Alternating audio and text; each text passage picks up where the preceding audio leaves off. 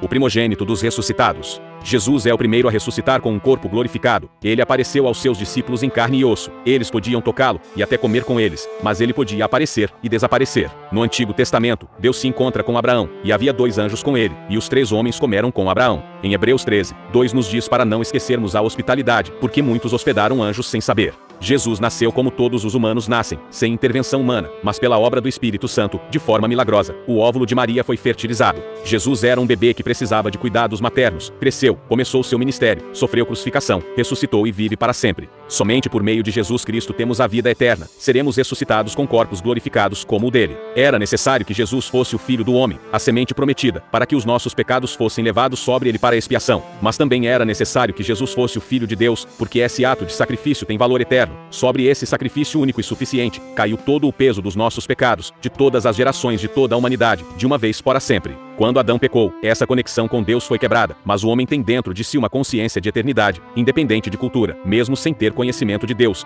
O ser humano de alguma forma sabe que existe uma vida após essa vida. O ser humano sente um vazio, que só pode ser preenchido pelo Deus Todo-Poderoso. O casal é expulso do paraíso, e Deus realiza o primeiro sacrifício expiatório. Abel faz oferta a Deus, e ele se agradou. Noé faz oferta a Jeová após o dilúvio. Abraão também fez oferta a Deus, conforme lhe foi indicado. Em Gênesis 15, Deus estabelece uma aliança com Abraão, e lhe dá a promessa de numerosos descendentes. Ele anuncia que eles estariam no Egito, e de lá os tiraria com milagres. Ele então reafirma a aliança de que a promessa seria feita por meio de Isaque. Deus pôs Abraão à prova pedindo Isaque como oferta, pois Deus providenciou seu próprio filho como substituto para a expiação. Pela fé, Abraão subiu ao monte com seu filho, e o teria feito, se o anjo não o tivesse impedido. Ele creu que a descendência prometida seria através de Isaque, e isso lhe foi contado como justiça. Deus institui a Páscoa, que consiste em um cordeiro por família. Deus explica a Moisés como Arão deveria fazê-la primeiro para a expiação de seus próprios pecados. Depois soltaria um bode no deserto, e outro seria oferecido a Jeová pelos pecados da nação. E esta é uma representação do que seria a obra redentora de nosso Senhor Jesus Cristo, conforme descrito no capítulo 53 do profeta Isaías. Ele nos diz que viria humilde, sem tanto esplendor quanto a pompa dos reis, seria desprezado pelos homens, carregou nossas doenças e nossas dores. Foi afligido, ferido por nossas transgressões, esmagado por nossas iniquidades. Nos desviamos como ovelhas desgarradas, e o Senhor colocou nossos pecados sobre ele. Ele não abriu a boca para se defender. Foi levado como ovelha ao matadouro, foi julgado com falsas acusações, e o contaram com os malfeitores. Sua vida foi feita uma expiação, mas ele vive para sempre. Jesus Cristo, o Filho do homem, entregou-se, representando a família que levou o cordeiro ao sumo sacerdote. Jesus deixou-se prender, e já sabia que a hora do seu sofrimento havia chegado. Ele mesmo o havia anunciado muitas vezes aos seus discípulos. Ele permaneceu em silêncio e não se defendeu, pois estava se oferecendo como o cordeiro da expiação.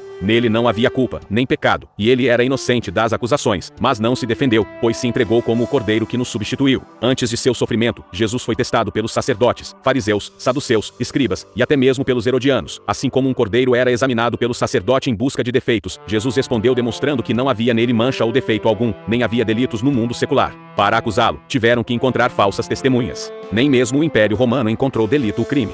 Mas, como governador Pilatos, pressionado pelos sacerdotes, colocou a responsabilidade sobre o povo, dando-lhes a escolha entre Jesus e alguém que havia cometido um crime, e já havia sido condenado, Barrabás. O povo então escolheu o criminoso para ser libertado. Assim, Jesus, sendo inocente, tomou o lugar do culpado. Jesus se entregou, ele é o cordeiro que tira o pecado do mundo, e como Filho de Deus, oferece o sacrifício no lugar santíssimo como sumo sacerdote, o sacerdócio eterno, segundo a ordem de Melquisedeque.